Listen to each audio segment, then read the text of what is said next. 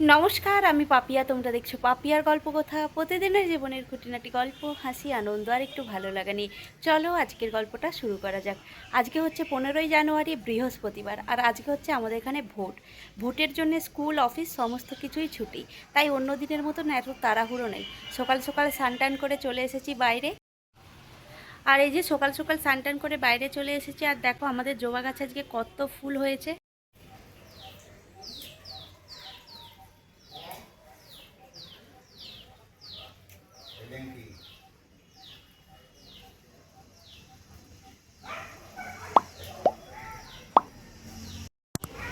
আর এই দেখো কত ফুল হয়েছে, আর বাইরে চলো কত টমেটো হয়েছে তোমাদেরকে দেখাই।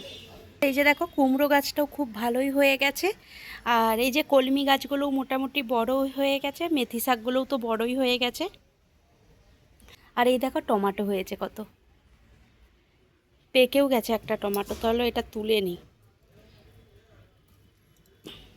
সকালবেলা তো পুজো দেওয়া হয়ে গেছে, আর পুজো দিয়ে এই দেখো আমার মেয়ে তোমাদেরকে ভয় দেখাতে এসেছে। আর পুজো টুজো দিয়ে চলে এসেছি পিঠে নিয়ে। আর আমার কিন্তু গরম পিঠের থেকে বাসি পিঠেতে বেশিই ভালো লাগে। আজকে কোনো নাস্তা করিনি, কালকেরই বাসি পিঠে আছে, ওটাই আজকে খাবো। আর এই যে দেখো বাসি পিঠে নিয়ে চলে এসেছি, পিঠে আর গুড় নিয়ে চলে এসেছি। আর চলো রোদে বসে বসে এখন বাসি পিঠে খেয়ে নিই সকলে মিলে।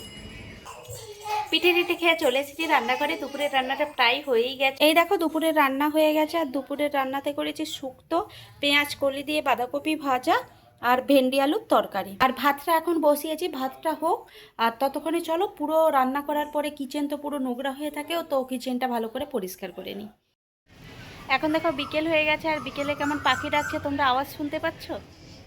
আমি ঘুমাইনি, কারণ হচ্ছে এই যে তোমাদের দাদাভাই ঘরের অ্যাকোরিয়ামটা পরিষ্কার করেছে। এখন অ্যাকোরিয়ামে জল দেবো, আর এই যে 2 বালতি জল, নোংরা জল, এগুলো গাছে দেবো। এগুলো বলে গাছের জন্য নাকি খুব ভালো। এই যে দেখো এই অ্যাকোরিয়ামটাই পরিষ্কার করেছে, আর কতটা জল কমে গেছে। এটাতে জল ভরি, তারপরে গাছে জল দিয়ে দেবে। এখন আমি চলে এসেছি সন্ধ্যা টন্ধা দেখিয়ে ফ্রেশ ফ্রেশ হয়ে একদম রান্নাঘরে। আর রান্নাঘরে এসেছি সন্ধ্যার জলখাবারটা বানাবো, আর মেয়ের বাবার জন্য। আর আমাদের জন্য বানাবো না, কারণ কি কালকে তো পিঠে হয়েছিল। আর পুর পিঠা শেষ হয়ে গেছিলো, কিন্তু দুধের সেদ্ধটা আর শেষ হয়নি। দুধের সেদ্ধটা এখন শেষ করে দেবো।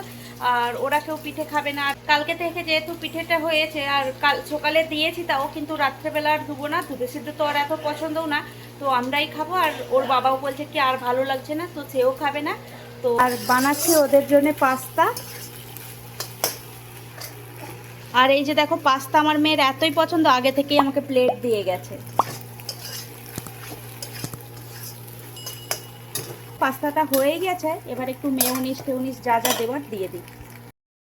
এই দেখো রেডি হয়ে গেছে পাস্তা। আর আমার মেয়ে দেখো মেয়েকে আর তোমাদের দাদাভাইকে দিয়ে আসি। আর এই যে সন্ধ্যাবেলা নাস্তা টাস্তা খেয়ে চলে এসেছি মেয়েকে বই পড়াতে। আর এই যে দেখো বই খাতা নিয়ে মেয়ে বসে পড়েছে পড়া করতে। চলো মেয়েকে এখন বইটা পড়িয়ে দিই। আজকের গল্পটা তাহলে এখানেই শেষ করছি। আজকের গল্পটা তোমাদের কেমন লাগলো অবশ্যই কমেন্ট করে জানিও। গল্পটা ভালো লাগলে লাইক করো, শেয়ার করো, সাবস্ক্রাইব করতে ভুলো না। সবাই ভালো থাকবে, সুস্থ থাকবে। দেখাবে নতুন আরও একটি গল্প নিয়ে। ধন্যবাদ।